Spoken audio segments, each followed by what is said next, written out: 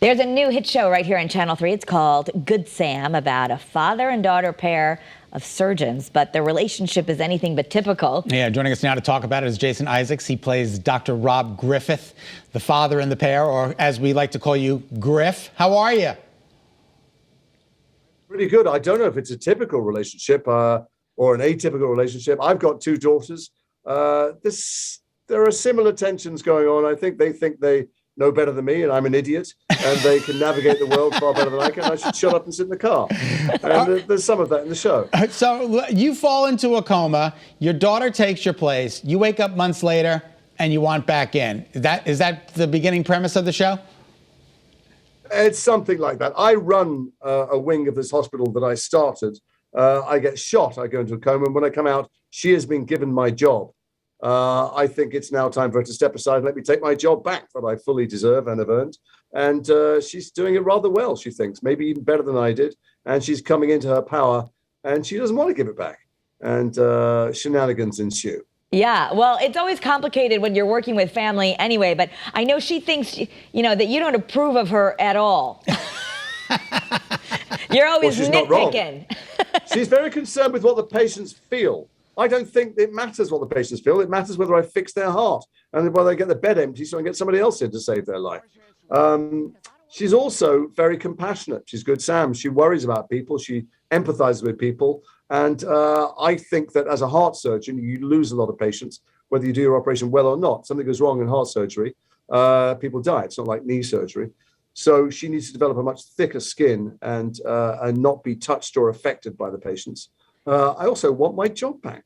I built this place. Exactly. You're also a producer on the show, is that right? Yeah, both Sophia and I are producers, which is really just a way of codifying the fact that we want to be involved in the working environment. I mean, Katie Wesch, the remarkable woman who writes it, is incredibly inclusive anyway. Whether or not we were producers, she listens to everyone. She said something I've never heard before. She said that when people come to me, my first instinct is to say yes, and then I try and work out why. Most of the people I've ever worked with, their first instinct is to say no and work out why. But it does mean that Sophia more than anyone I've ever met is concerned that people want to come to work and are treated well and are heard and are listened to here because she's had some unhappy work experiences before. And she was determined that wouldn't be the case on this, and it really isn't. That's wonderful. That's really great. And I also think, talk about getting a thick skin. I guess growing up, you said you were bullied a lot, and that kind of prepped you. That was life's schoolroom for you playing the villain or the bad guys. You must have been reading some very old interviews. The problem with having to give 1,000 interviews every year is that you end up coming out with some old tosh. No, it is true. I can identify with being bullied far more than being the bully. But really, the thing about Rob is some people have described him as the villain of the piece or the bad guy. He's really not. He's a very powerful man who has built a thick wall around his emotions so that he can do his job well. And he thinks that's the way to be a heart surgeon. There's a remarkable series about surgeons called, I think it's called A Surgeon's Cut, that is on, I don't know if I'm allowed to mention rival services, but something that streams. And if you look at the episode about the heart surgeon, she too is a very difficult person to work for, but it's because she demands very high standards of the people around her. And that's what Rob's like. All right, here's a little more dribble. I know you went to Bristol University and graduated with a degree in law. How did you become an actor? Do you know many lawyers? That's out. That's out. That's fantastic.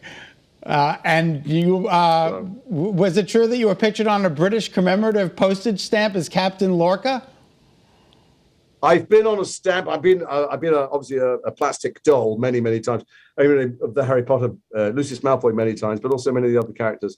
In a Pixar film for 3 lines, they made a model of me to solve very well. But the one I remember most was in a film called Dragonheart, my first American film, and I played third villain on the left. You could only see him widescreen, not if you watched it in square.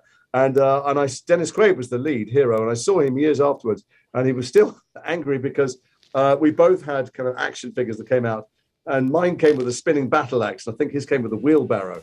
And so his hadn't sold at all. We have to let you go. We're so sorry, but we want to wish you great luck and great success in this new series. Good Sam airs Wednesday night at 10 right here on Channel 3. Thank you so much.